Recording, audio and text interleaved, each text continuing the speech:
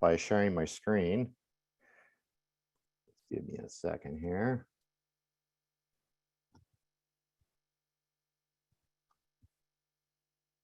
Okay.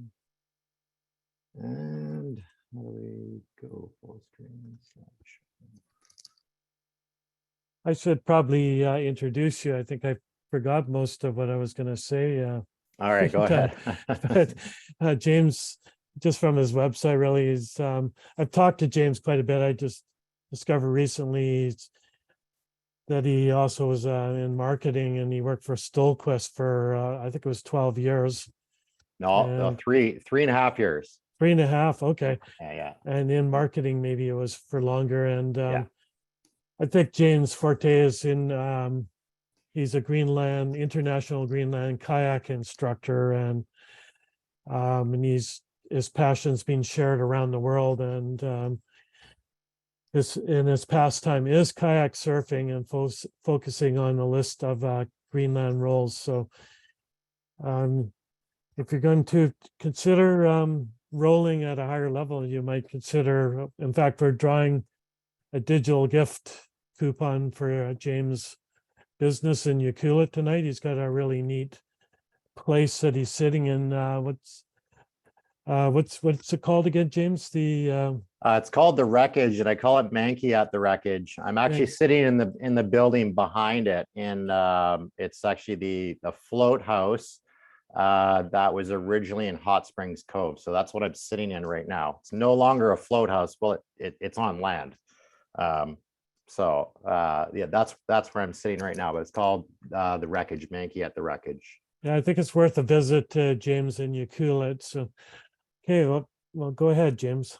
Nice to have you on board. All right. First, thank you so much, Paul, for having me.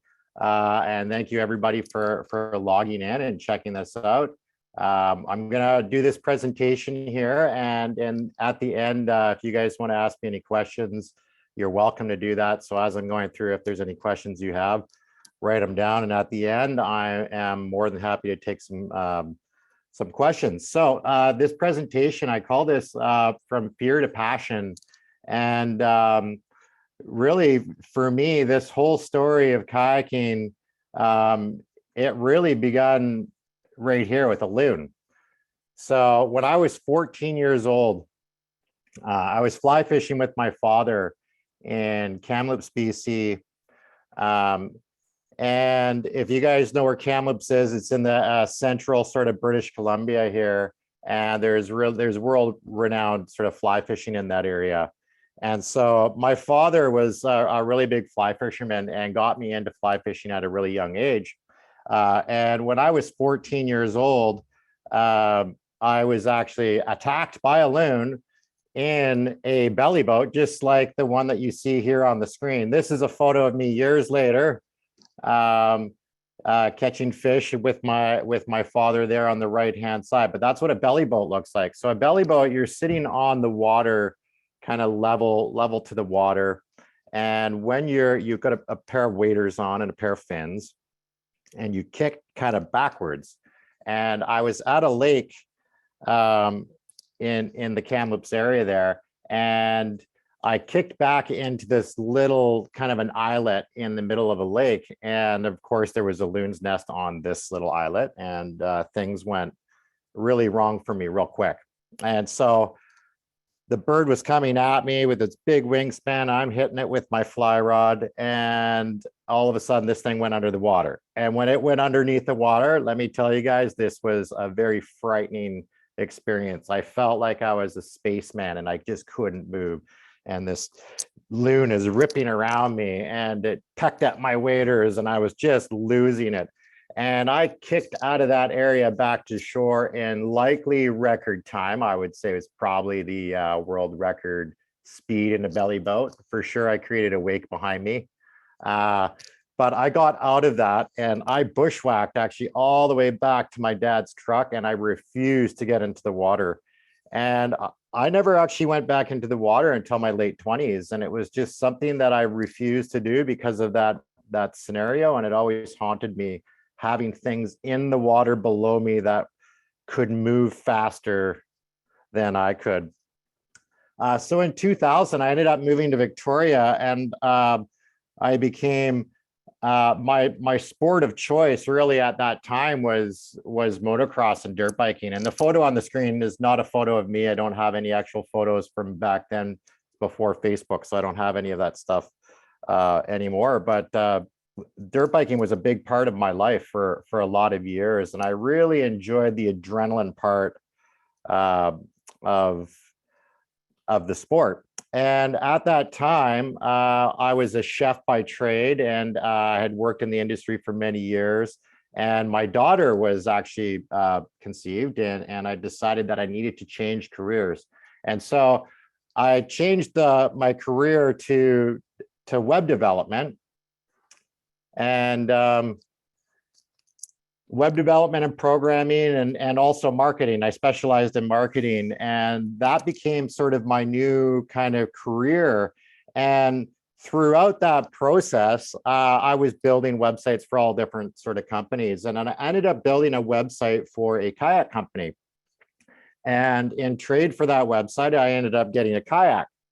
And that kayak basically lived in my garage for a while. And the very first time that I ended up going out kayaking, I ended up going out to a place called the Esquimalt Lagoon. And I think many of you who live in the Victoria area or have been to Victoria know of this area. This is one of the first places that I actually went kayaking. And I have to be really honest with you guys. The first time that I went into a kayak, it literally scared the crap out of me. This was not an enjoyable thing for me the very first time it happened. I was terrified. I honestly thought, I'm gonna fall out of this thing, and I'm gonna have to swim in the water. And man, let me tell you, if there's loons in a lake, I don't know what's in an ocean, but there's definitely bigger things than loons that can come and get me. So I just had this real kind of anxiety about it.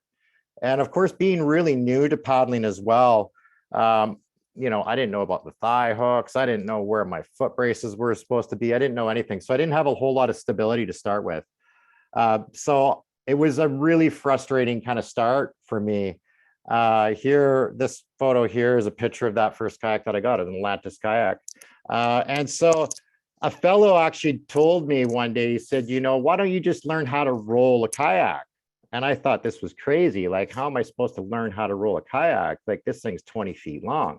I've seen whitewater kayakers on TV kind of rolling around, and, that was great. But how am I supposed to do this 20-foot? And I ended up being a friend of mine, Roy, ended up recommending Eve Aquin. And I believe he might even be in on this chat tonight. And Eve actually was the one that taught me how to roll the very first time. And there was a few struggling sessions I'm sure he can attest to. And after a while, I started to really sort that out. And I started to roll a kayak. And I was primarily rolling on my right-hand side, rolling with a Euro blade. Yeah, that's how rolling really started for me. And once I learned how to roll, at that point, that anxiety kind of started to leave a little bit. And I felt, okay, now I can get out on the water. And if I do flip upside down, at least I can roll myself back up. So I just had this mission. I'm not swimming. I'm just going to go out and I'm going to roll if I ever fail, that's it. I'm rolling every time. And Roy Scully, I don't know if some of you might know a guy named Roy Scully. He was my neighbor at this time. And Roy calls me up one night, and we had been paddling a bunch, and he'd been progressively getting me out into rougher water, and we've been having a lot of fun. And he gave me a call one night. It was about 11 o'clock, maybe 11:15 at night. And he said, James, he said, let's go midnight surfing. He said, the waves are big at the lagoon tonight. And he said, let's go surfing. And, being naive, I thought this is a great idea. What could go wrong? So we went out surfing, and it did not take very long for the two of us to get separated. There was a lot of onshore wind, but heavy winds, and it was maybe 5-6 feet at best, I would say. But we ended up getting separated pretty quickly. And it was the first time that I'd ever really been challenged to the point where I was really getting thrown around, and all of a sudden I was upside down.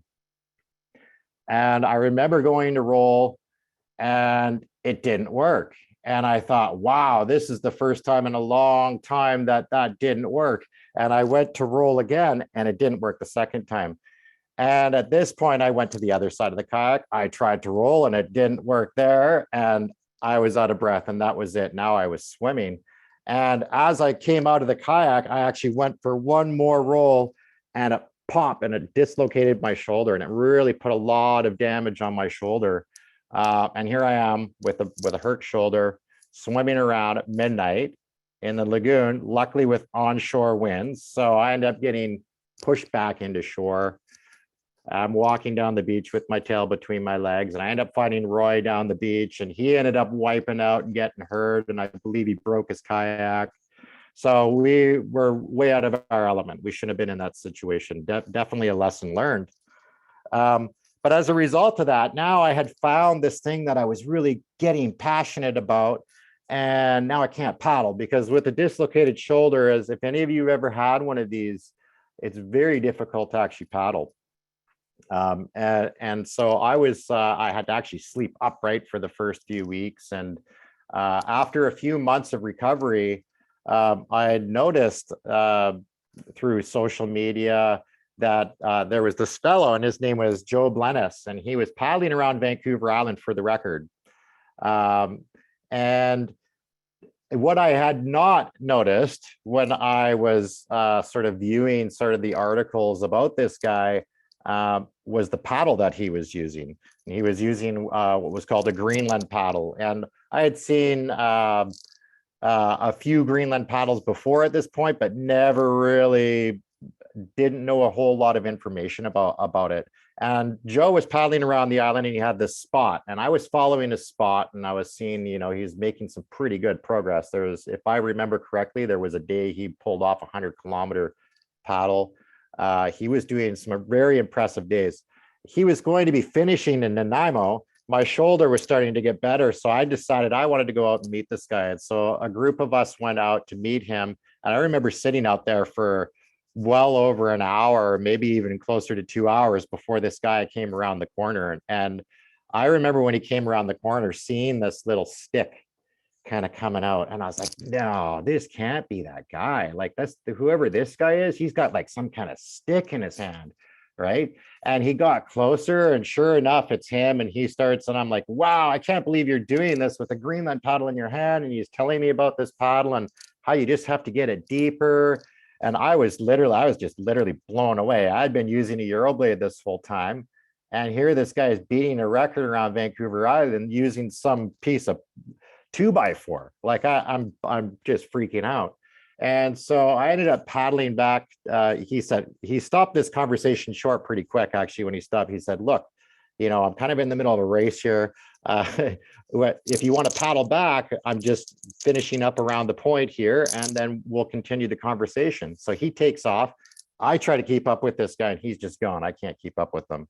By the time I get back to where he'd finished, there was newscast, and there was a whole bunch of people there. They were breaking champagne on his kayak and all this sort of stuff. And I was sitting down at the shoreline, kind of watching, and I decided, you know, he's got too much sort of going on, and he's not going to really be able to pay attention to me. So I went to paddle away, and he actually calls out my name, and he says, James. He's like, runs down to the shore, and he says, why don't you come camping with us over at Newcastle Island for the evening? He said, I'd love to continue that conversation that we had on the water. And so, you know, at this point in my life, I'm self-employed individual as a web developer. I'm like, I'm taking up this opportunity. So I ran home and got all my gear and everything, and ended up going to Newcastle Island. Now, when I was at Newcastle Island, there was this lady that actually paddled into the shore as well when we were there. And she had this really sleek kayak, and I'm just going to snap forward two pictures here, but it was this kayak right here. It's called a Greenland, a Tyhe Greenland. And so this lady was paddling into the beach with a Tyhe Greenland, jet black, just like the one on top right there. She had a tunic, which is an upper body garment, and it was black, and she had this black paddle. So all I could see was this little white face and these little hands, and it looked like this ninja just scathing across the surface of the water. And I'm just blown away. I'm like, wow, look at this. I had just seen this guy, learned about this guy doing this record with this paddle, and now I'm seeing this girl in this ninja kayak. She pulls up to the beach, and I'm just drooling all over this kayak. I think this is like the Ferrari of kayaks, right? And she's like, "Oh, you like this kayak?" And I'm like, "What kind of kayak is this?" And she tells me that it's like a traditional model, but it's really intended for rolling. And I thought, wow, that's super cool. Like, I just learned how to roll a kayak. And she says, "Oh, that's great." She's like, "Well, which rolls do you know?" And I was confused. I'm like, "What do you mean by rolls?" I mean, the one where you go upside down and then you come back up, right? And she looks at me and she said, "Oh, you mean like the C to C roll?" And I said, "Yeah, I think that's the one that you taught me. I think it was like C to C or a layback or something like that." I'm not like, I didn't know there was all these different 35 different rolls. And so she told me, she's like, "Oh, well, that's not even one of the 35 rolls," she says to me. And at that moment, it was like this light bulb went off in my brain. And I was like, what? There's 35 different ways to roll a kayak? And at that point, it started racing. I'm like, oh man, if I can learn how to roll a kayak 35 different ways, this whole swimming thing is not going to be an issue for me anymore. And I'm never going to have to deal with that again. So I was on a mission.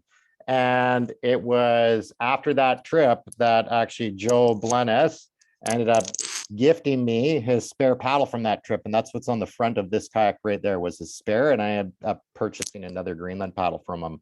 And from that moment forward, I really started using Greenland paddles pretty exclusively for quite a while. And my rolling journey really begun. And I started to learn all of these different roles. And as a web developer, how I learned a lot of these roles, I would dig up videos that I could find online, which was really not a lot back in those days.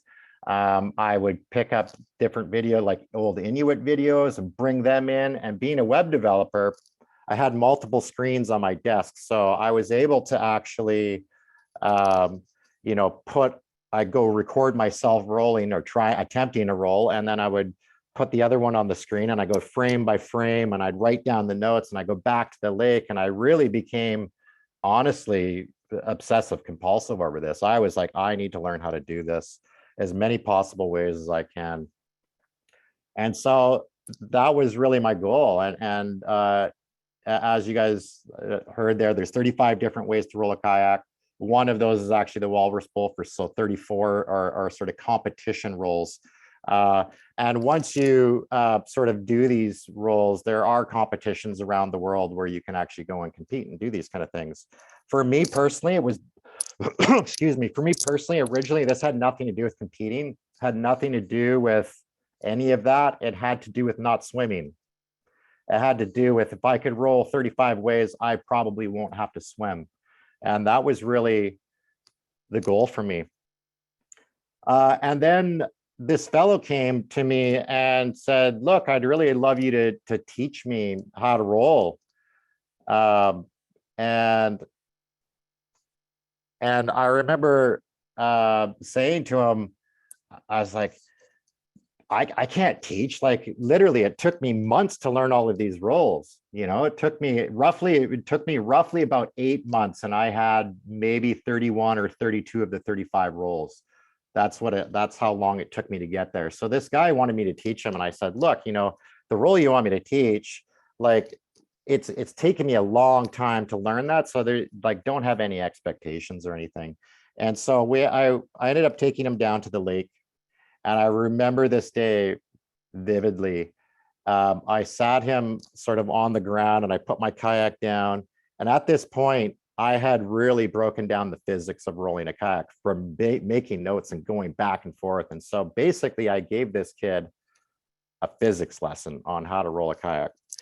And his eyes were wide open. He's like, "Man," he's like, "nobody's really explained it this way before." He had tried rolling before.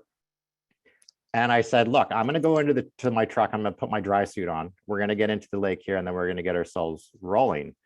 Right. And he's all fired up, and he just goes straight down to the lake. I get my dry suit on. I turn around to walk down to the beach, and here this kid is rolling around in the lake and just ecstatic, and is just like he'd figured it out.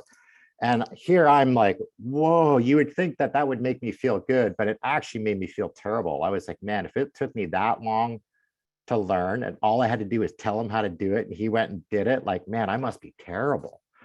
And he said to me, no, no, no. He said, it's just the way you said it was articulated exactly the way that I needed to hear it. And so that really was the first time that I taught somebody, and I started teaching more, and I realized that I was onto something. It was something that I was really passionate about, but I was actually good at it, and I was good at teaching it. And so I decided I'm going to start myself a kayak rolling business. And so I named myself Roll, Roll, Roll Your Boat. Being a marketing guy, I thought this is a really clever thing, right? So roll, roll, roll your boat. That's my marketing, or sorry, that's my rolling company. And within a very short period of time, I had been reached out by a fellow on the internet named Ichi Ito. And Ichi Ito is the president of Kayak Japan. And so in Japan, they run a traditional kayak event, which is affiliated to Greenland. And he had reached out to me and asked me if I would come and teach in Japan. And this is the very first time I've ever sort of left Victoria. I get this invite to go to Japan, and it's this big deal to me. And this next photo here is actually one of the ads that they created. This is the third year that I had gone back to Japan. But just the humor and stuff that they have there, it's like being in a completely different world. When I was there the very first year, I was blessed to be able to meet a number of people actually from Greenland. And in this photo here, you can see there's 4 members of Quanok Katofiat in Greenland. And there's a couple actually individuals that are missing from this photo, the president and the vice president. But they all became very good friends with me. And I really learned a lot through that particular trip. And I learned a lot about the respect of the culture through that time. It was the first time that I had really had an opportunity to do Greenland ropes, which was something that I had seen sort of through my discovery of rolling and stuff. I'd never had the opportunity to try it. So they taught me a bunch of different Greenland rope maneuvers, which got me completely hooked. And it was an absolutely amazing time. One of the, this next photo here. So while I was there, there's a group of kayakers called the Mau Rangers, and that's them here. And what they do is they go out into their traditional Greenland kayaks, and they go out as a group, and they're all different colors. And they have these big speakers on the beach, and they're blaring toward the crowd, sort of. And there was a crowd when they were displaying, maybe about 100 people or so, all kind of there with these big speakers. And when they're out there doing these rolling demonstrations, they're all doing them in sync the exact same time, and they're just blaring this like music that almost sounds like cartoon music. It's like very anime, very, very attention grabbing. And they were out there doing this display, and I'm just like blown away. I thought this was amazing. And they stop right in the middle of this.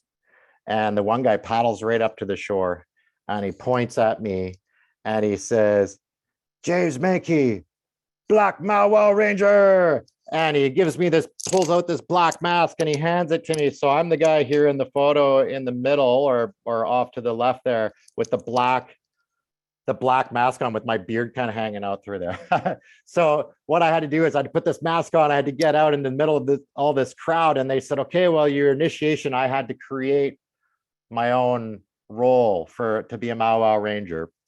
And so Ichi was on the beach, and I said, "Ichi, grab me a Sapporo beer," right? So he grabs me a beer and brings it down, and I take the beer and I roll upside down, but I keep the beer from getting wet by passing it under the hull.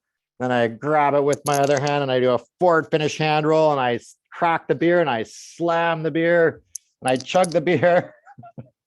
And then I come up and I go, it's the Great Canadian Beer Roll. And everybody cheers on the beach. And it was just this, it was a hilarious kind of moment. And so that's the Mau Rangers in Japan. I still have that mask actually somewhere. The next one here. Oops. So this here is one of the things that I actually learned as well on that trip was the Greenland sort of games. They do different maneuvers where you lock in your arms and there's strength tests, and really it's more like torturing each other to see who can survive longer.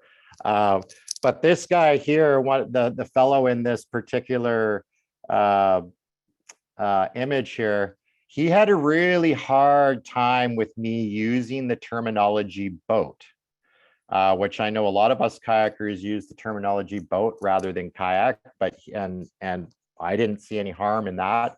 And he was quite offended by it. In fact, when he had walked into the auditorium originally, there was all of our plaques on the wall, and there was all these Greenlanders, instructor Greenlander, and then there's just James Manke, roll your boat. And I remember him walking up to that and literally shaking his head in disgust, like, who is this guy? He ended up coming up to me actually during this event and really had a kind of a stern talking with me and was like, you know, in Greenland, it's not a boat, it's a kayak. And to him, it was offensive. And it was offensive because a boat was something that came to Greenland later with outboard engines and rifles. And that became the normal use of hunting. And it almost wiped out the existence of the kayak, which was their true existence. So, you know, it's to them, it was like calling a kayak a boat was almost this thing of offense, where in North America, we don't think about it twice. So as a result of that, I felt really bad. I mean, here I am. This is the very first event I ever go to. And now I'm just getting scolded by the Greenlanders for calling it a boat. And so the very first thing I did when I went back home was I changed my brand name from roll your boat to All Things Kayak. And I spelt it the traditional way, QAJAQ, to respect and honor the Greenlanders moving forward. Because really what I was doing was I was now becoming an advocate for them and an ambassador for them, really traveling around and teaching these types of skills. So it was something that I had to respect and take very seriously. But it wasn't all serious at the event. There were other things going on at this event too. And, you know, a lot of times people would kind of get a little bit drunk at night, and when they pass out, all of a sudden the Jiffy markers would start coming out and people's faces were getting drawn on. So this is actually John Peterson. This is blackmail here. I got a photo of John Peterson here, president of Kwanakatofiet, tagging up someone's face here in in Japan. But the worst of all of them, let me tell you, Ichi Ito is like a kid. He will run around that event and he will make sure that everybody gets tagged. This was at a different event that I went to about 5 or 6 years later, and I had walked into a room and I was busting Ichi Ito again, Jiffy marking someone's face. So the message here is always sleep with one eye open around Ichi Ito. If not, you might want to go look in the mirror when you wake up. So Ichi Ito is a great guy. I've kept in touch with him over these years, been to Japan a number of times. He's been up here. He's also coming up here this summer, which we'll talk about a little bit later. Now, as I was progressing as a paddler, one of the guys that reached out to me through social media in the early sort of start of this was a guy named Reg Lake. And really, I didn't know who Reg Lake was when he'd reached out, and he wanted to go for a paddle to the Deer Group Islands. And so Reg and Roy and I and his son, we went to the Deer Group Islands and hung out with Reg Lake for a week. And he was an amazing man and a wealth of knowledge. And I went home and I did a little bit of a Google search on this guy, and I was like, oh, what? This guy was a legend. He had like done some of almost all the first descents in North America. He was best friends with the guys from the owners of Patagonia and the North Face and all of these guys. So he was like this actual superstar whitewater legend that I had no idea, and reached out. And he really kind of embraced me and became a mentor for me, and always told me, he's like, James, you're on the fast track, and would sort of help push me through. Right in those early days, I was starting to do a lot of rough water, like getting into these rolling and starting to really get into some pretty crazy stuff.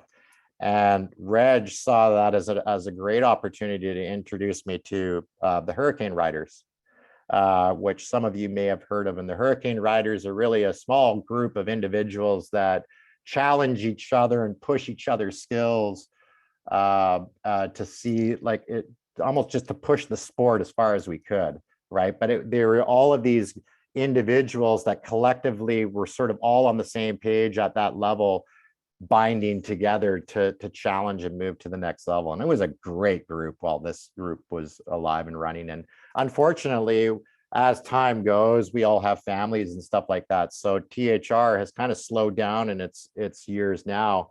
But THR was a very big influence to me in the early ages of kayaking, and then becoming an actual hurricane rider later on was a huge honor for me. And while I was paddling with the Hurricane Riders, one of the fellows that I'd met, it looks like I cut his name off on the top there, but his name is Warren Williamson. And Warren Williamson is a rough water Greenland paddler. You find him on YouTube. Absolutely crazy, this guy does.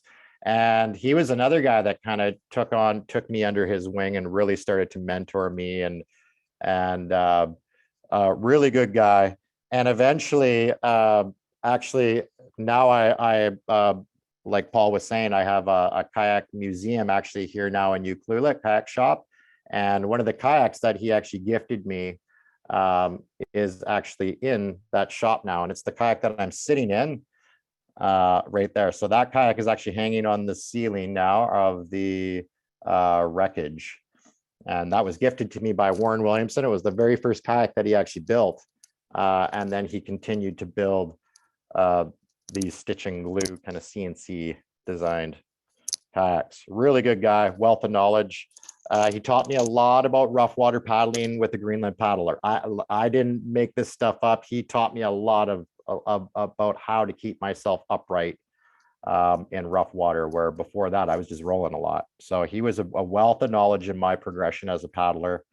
Another guy that some of you might know is a guy named Jamie Sharp. Jamie Sharp is kind of a legend paddler. He's done a lot of really cool expeditions. He was one of the first to paddle around Svalbard with polar bears, and he does all sorts of crazy expeditions. Well known as a rough water paddler, and he competes at a competition levels.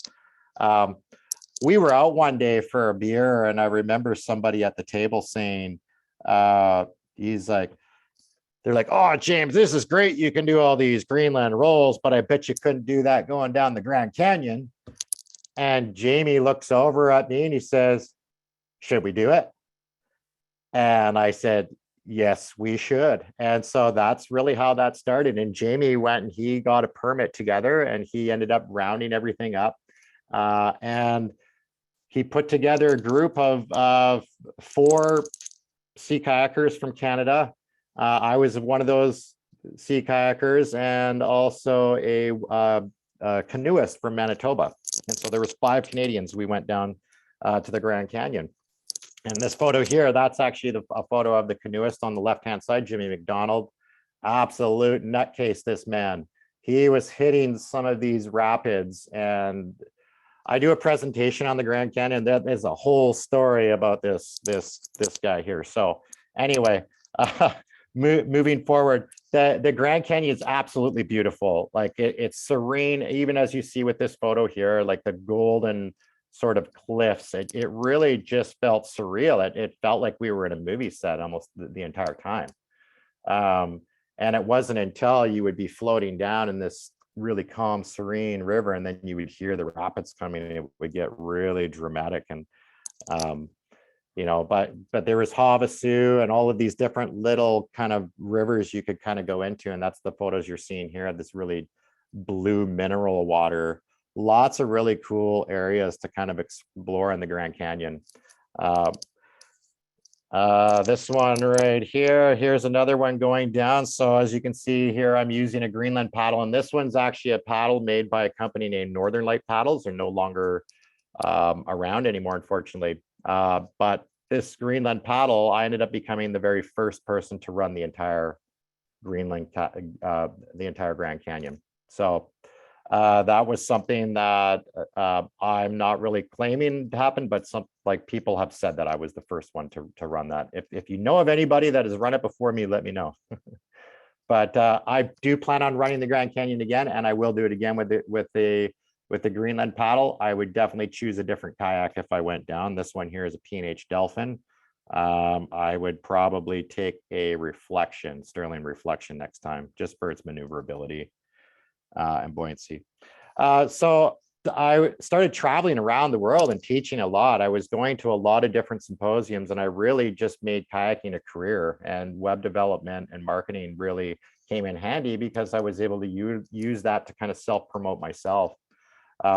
And so I ended up going to Chile actually 5 years in a row. And the very first time I went, it was the very first sea kayak symposium in South America. So it was great to be able to actually go and introduce sea kayaking at sort of a rougher level, if you will, and also to be able to expose Greenland kayaking. Here was the interesting thing about going to Chile the very first year I went was they contacted me and said, James, we want you to come teach rolling and surfing, but we don't want you to use a Greenland paddle. And I said, that's fine. Like, sure, I can use a Euroblade. I'm totally okay with that and happy to, do whatever makes you guys happy. And so I went down there without my Greenland paddles or anything like that in year one. And when I got to the event, I was like, I found some dude that had like a Greenland paddle. And I was like, whoa, somebody brought one. And so I went and borrowed it. And I went out onto the water in his kayak because he had a nice low volume kayak, and I start popping off all these rolls. And all of a sudden these crowds of people start kind of coming to watch, and they're like, oh, we want to learn from this guy. We want to learn these roles. And all of a sudden the organizers of the events are just like, oh man. So I ended up teaching Greenland rolling actually to quite a few people in that very first year. And it became quite a hit. And they actually started buying Greenland kayaks in South America, bringing in Greenland paddles. So it was a really cool thing that they really were trying to avoid this Greenland kind of culture, or this like the dark side, if you will. And here I was able to actually expose it and try to help blend that with modern day kayak and say, look, there's a lot of use to all of this stuff, like I've been able to go down the Grand Canyon and utilize like all of these roles. They have a lot of use in modern day sea kayaking. So I was able to really help sort of share that. And of course, teaching rolling has always been sort of the thing that I've specialized in. It's the one thing that I spend a lot of time sort of focusing on. And so here's a photo of that again in Chile. And I spend a lot of time sleeping on the job here too, as you can see in this photo. I'm not actually sleeping, but it sort of looks like I am. I'm just sort of demonstrating a static brace. And often when you do that, you want to be really relaxed. So, and then it was nice again while in Chile to be able to teach surfing while I was there. And here's a nice wave actually from Chile. One of the best things about symposiums, I have to admit, is really the camaraderie that you build when you're at these events. And I think a lot of you can really attest to this. It's a culture all on its own. And for coaches, that becomes sort of its inner circle of a little culture as well that kind of goes on. And so when you have you meet these people that are sort of international instructors and they travel around and you start to realize, wow, there's a lot of humbleness within this group. And it's like the egos really just get left at the door because there's just no need for it. And it's just really nice to be able to see the raw kind of humans behind, you know, some of these instructors that are sort of looked up to almost to be heroic in some sense. We're all just human beings just doing our job. And it's really just nice to have that camaraderie and to build that. And so, yeah, this one here was actually in Chile. This next photo is also a photo of Chile. This is my favorite photo of Chile, this one right here. Check this out. Talk about a rat's nest of wiring. It was just the one thing that I still, every time I go to Chile, I just can't wrap my head around this. My dad was an electrician growing up and he would lose his mind. Like, this is just crazy to me. So I kind of an irrelevant photo, but I thought I'd throw that in there just because people need to see this. This is nuts. But of course, the thing that I'm the most passionate about, like I said before, is that this is my biggest passion, guys, is teaching rolling, and as many people as I can. I like to teach, and I've been lucky enough to teach quite a few people over all of these years. Through my journey of teaching internationally, it started to kind of become apparent that, hey, James, you're kind of this rolling guy. Maybe you should go to Greenland and you should compete and see how well you can do with the Greenland rolls. And so one year, and in this photo here, some of you might recognize these characters here. We got Dipna on the left and James Roberts on the far right. So James and Dipna and I decided one year that we were going to go down to Delmarva, which is in Delaware, United States. There is a traditional event that happens there annually, and we were invited down as special guests to come and teach. And while we were down there, both James and I kind of been getting the nudge to go to Greenland. And when we got down there, Dubside and Helen Wilson, the lady that I'd met at Newcastle, really encouraged us and said, you guys should really consider doing that. And so that was now on our list. And one of the things before we left was we went in this photo here. This is actually Greenland, those Greenland games, those arm wrestling games. We did this in the subway in New York. So again, just another random photo that I thought I would throw in there. But out of that trip is what actually created a project that we called Greenland Bound. And Greenland Bound, the intent behind Greenland Bound was to raise funds to go to Greenland. And then we were going to create a documentary about the Greenland Games, because there really wasn't a lot of video content out there about this. So we wanted to create some of this content. And so that was what we ended up doing. And one of the first things that we had to do was we ended up having to build kayaks. And so James Roberts actually went down to Maine, where Sherry Perry and Turner Wilson, where they live, and they helped build a couple of Greenland kayaks for us. Unfortunately, I was not able to attend this, but I would get Skyped back and forth quite regularly on sizing and different things. But these are the kayaks that were built for us. They were shipped to Greenland, and we ended up actually leaving these kayaks in Greenland as a donation at the end of that project. Again, the Greenland Bound project is a whole presentation that I do up here in Euclid, if you guys want to come check that out at some point. On our way to Greenland, we stopped by Iceland. We actually got stuck there for about 4 days. Not necessarily a bad place to be stuck. Absolutely enjoyed the place. And this is a puffin here that we caught with a local sea kayaker that we met there. And then when we got to Greenland, it became apparent that these Greenland ropes that I had learned about many years ago in Japan were probably the highlight of the event. All of the kids were extremely good at this kind of stuff. And I asked them, I'm like, how are these kids so good at this? And I remember one of the elders saying to me, he's like, well, we just hang Greenland ropes in every house. And he's like, in the winter, that's how we exercise and do stuff. And I said, well, why are the kids so good at it? And he said, well, we tell them they're not allowed to use them. And then when we leave, they use them because they want to be like dad or they want to be like mom. And so they get really good at them and they kind of discourage them. And that's what's, at least that's what this one elder told me. I thought that was hilarious because that totally would have worked on me as a kid. I'll tell you that.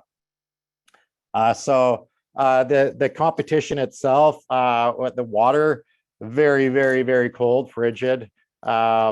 It was the competition kind of compiled of individual rolling, team rolling, where you have 3 individuals that roll as a group in sync. Then you had harpoon throwing for distance and accuracy, and then you have short distance race, long distance race, and portage race. And so there was all these sort of disciplines that we got to sort of be involved in. And again, if you go to the presentation about Greenland Bound, I can give you way more stories about that, but it was a really exhilarating, life-changing really event for me. It changed my perspective on things big time, where I really went there competitive and I left humbled. Even though I had won the competition or the individual 35 different roles, I still left humbled because I'd realized it wasn't about me. It was about it was bigger than that. It was about a culture. And that was massive. This photo here is just another quick photo from Greenland. I love this photo because this is James actually getting changed in the container that the kayaks were being shipped in, because he had forgot his dry suit and so needed to take his pants off, and he actually raced in his underwear with his spray deck on. So that's a cool photo there. One of the other photos here that I've got, this was while we were there, believe it or not, Google was there. And so we followed this Google dude around. And you can see even to this day, if you go to Korkatat, Greenland, and you search around down on the streets, you will see a photo. You can see me there on the left-hand side with my hand up, and I don't know what James is doing. We won't talk about that. But here's another one right there, a little bit zoomed in shot there. So if you want to see that and other miscellaneous photos of what we're doing in Greenland, you can go to Google Maps to Korkatat and check that out because it is still there. I checked that actually today. And this photo here is just a photo of actually racing when we were in Greenland, one of the races. One of the guys that was there and is really well known in the kayak industry is Dubside. He's on the far right there. He was actually my judge when I was in Greenland. Incidentally, he does not let anybody touch his beard. And I've got a photo of this little guy here touching his beard. One of the things with the competitions in Greenland is really it's about the next generation and inspiring the next generation of paddlers. So it's really about the kids, and it's really about inspiring that next generation of paddler, even the young ones with runny noses.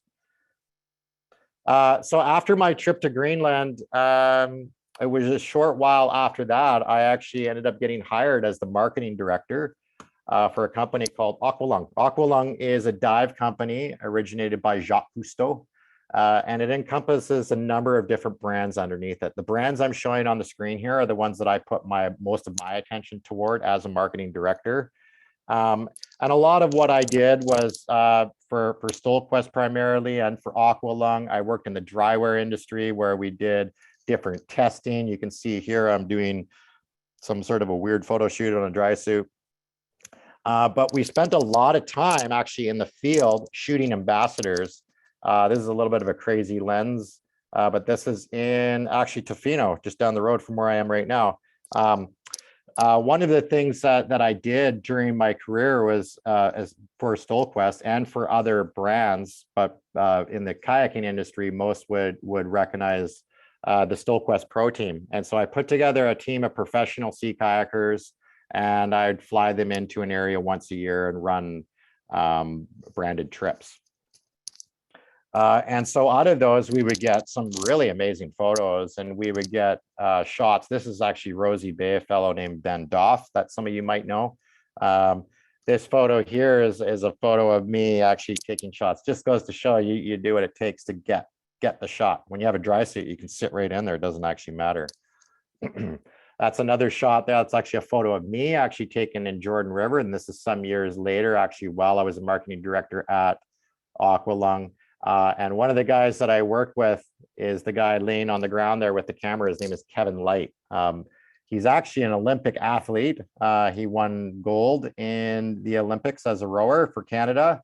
And now is a photographer for CBC, travels around the world. And he also is a photographer for the Olympics.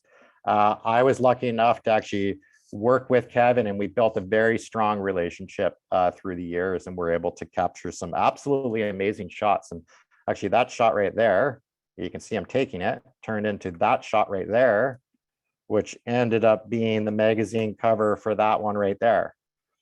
So the idea was it was using some of the best photographers and videographers that would gain some attention, and that's really was the intent behind it. One of the nice thing about being a marketing director is I had the opportunity to work with a lot of different really notable people and Olympic athletes. And I don't know if you know this guy, his name is Stephen Daniels, but he is in the Paralympics, won a silver medal in the year that I was there, sponsoring him. And another guy that I worked for his brand and met him personally, a guy named Michael Phelps. Some of you might know who that guy is. Probably one of the best, well-decorated Olympians of all time. And actually a pretty nice guy. After Aqualung, after that sort of all came to a crash at the end, there was an equity company that ended up buying out Aqualung. Marketing's always the first to go. So I ended up getting a buyout. And my initial thought was, I'm going to Baja. That's where I'm going. So Kim and I, my partner now of many years, stacked up our kayaks and stand-up boards and got our RV together, and off to Baja we went, and we spent an entire winter down there, and until actually COVID came along. And when COVID came, we had only a few days to actually get back to Canada. And so we rushed back to Canada, and that was a whole story all on its own, but we rushed back to Canada. And of course, now my career traveling around and being able to teach, that's not something I can do anymore. And so we ended up moving up to Fanny Bay, which is on Vancouver Island. And I spent a majority of my summer through the first year of COVID actually at Surge Narrows. And I parked myself on the rock up there, and I spent time soul surfing.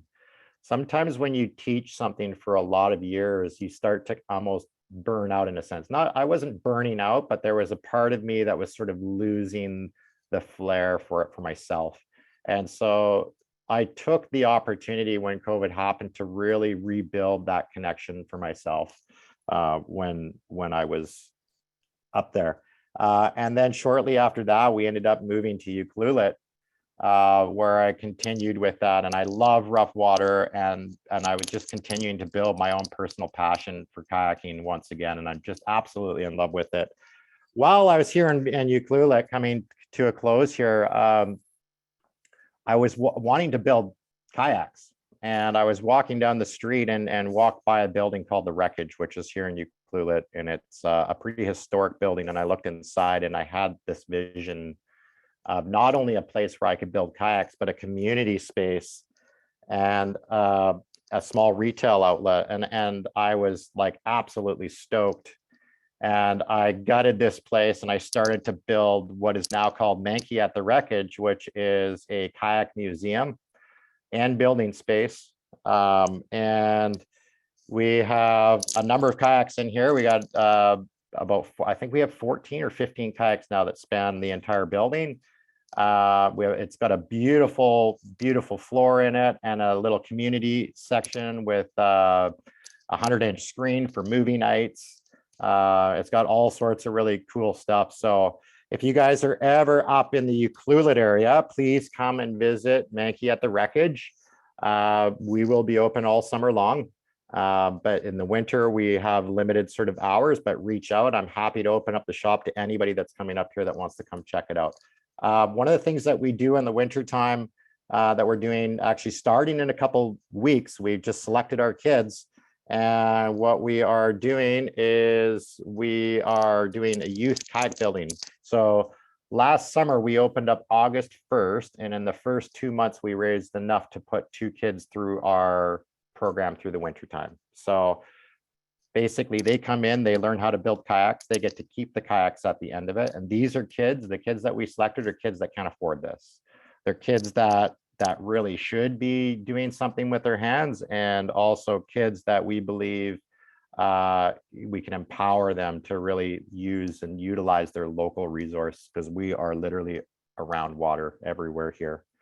And so that's kind of my story, guys. I know that's long-winded, but it really started from a fear of the water, a fear starting with the loon, and getting into kayaking, learning how to roll multiple ways to help myself overcome that fear. And from that fear, it turned into an extreme passion that I've been lucky enough to live that passion now for all of these years. And still to this day, I can still do that. So thank you to everybody that supports me, anybody that takes courses with me.